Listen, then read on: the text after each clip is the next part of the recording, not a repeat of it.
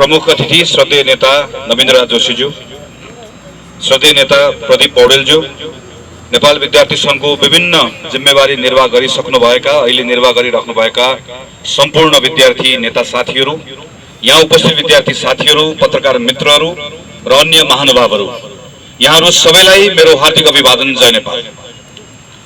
2060 साल माघ 19 गतेको बिहान करिब 8 साढे 8 बजेतिर प्रदीप लगायत अरू केही साथीहरू हामीहरू गिरिजा प्रसाद कोइरालालाई के हुन्छ आज भनेर सोध्न महाराजगञ्ज गएका थियौं। गिरिजा बाबुलाई भेट्न पाउनुभन्दा पहिला नै त्यहाँ हामीले प्रहरीको ठूलो चहल पहल देख्यौं। केही बेरमा राजाको सम्बोधन सुरु हुने भन्ने थाहा भयो। गिरिजा प्रसाद कोइरालाको निवासलाई प्रहरीले पूर्ण रूपमा घेर्यो। हामी भित्र छिर्न खोज्दै गर्दा उल्टो प्रहरीले हामीलाई समात्न खोज्यो।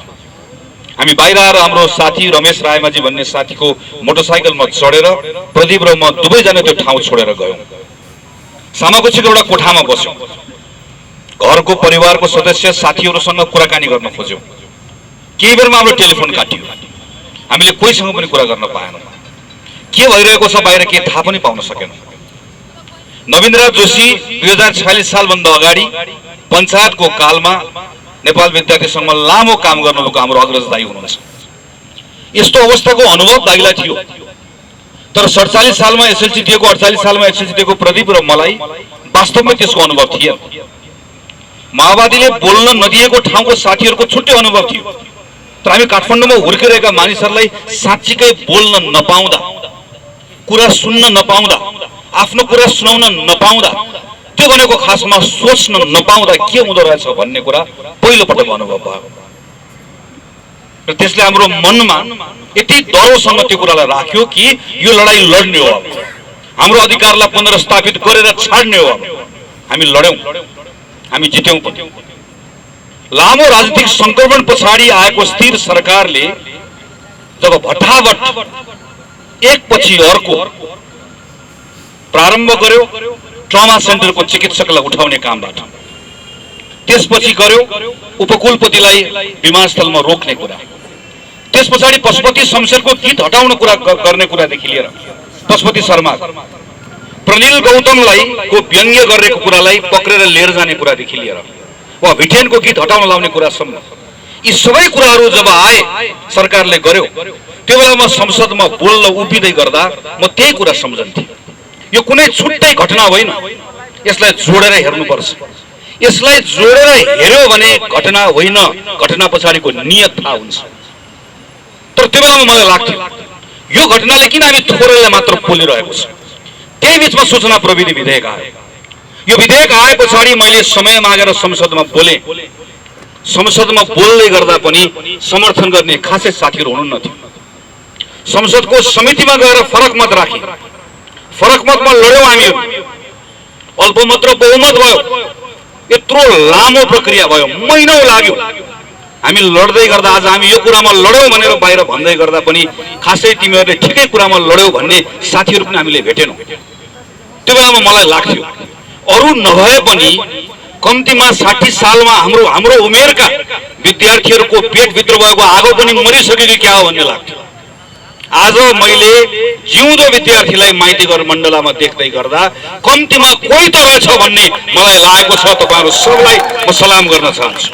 तपाईहरु आज जो आउनु भएको छ, तपाईहरुको आजको यहाँको उपस्थिति इतिहासमा लेखिनेछ। किन म यसको व्याख्या गर्छु? तपाईहरु आज घरमा गएर एकपटक संविधान पल्टाएर पढ्नुस्। धारा 16 मा सम्मानपूर्वक बाँच्न पाउनेदेखि लिएर धारा 46 मा देश निकाला विरुद्धको हकसम्म अधिकारै अधिकार लेखिएको छ। त्यहाँ खान पाउने हक छ, त्यहाँ घरको हक छ, वातावरणको हक छ, पढ्न पाउने हक छ, स्वास्थ्यको हक छ, सबै कुरा लेखिएको छ। यो सबै कुरामा धारा 17 मा लेखिएको एउटा वाक्य हटाइदिनुस्, विचार र अभिव्यक्ति स्वतन्त्रताको हक अर्थात् बोल्न पाउने हक। यो एउटा हकलाई माइनस गरेर संविधान एकपटक पढ्नुस् त।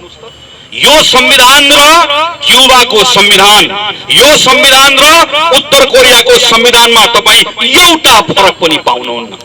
सबै ठाउँ लेखिएको हुन्छ। खानाको हक, नानाको हक, छानाको हक सबै संविधानमा लेखिएको हुन्छ। सबै नेताले यसको बाचा गरेका हुन्छन्। सबै राज्यले यसको संकल्प गरेको हुन्छ। फरक यति मात्रै हो, तपाईले बोल्न पाउनुहुन्छ, तपाईले प्रश्न गर्न पाउनुहुन्छ। तपाईको प्रश्न गर्न पाउने हक खोसिएपछि अरु हकको केही पनि अर्थ रहँदैन।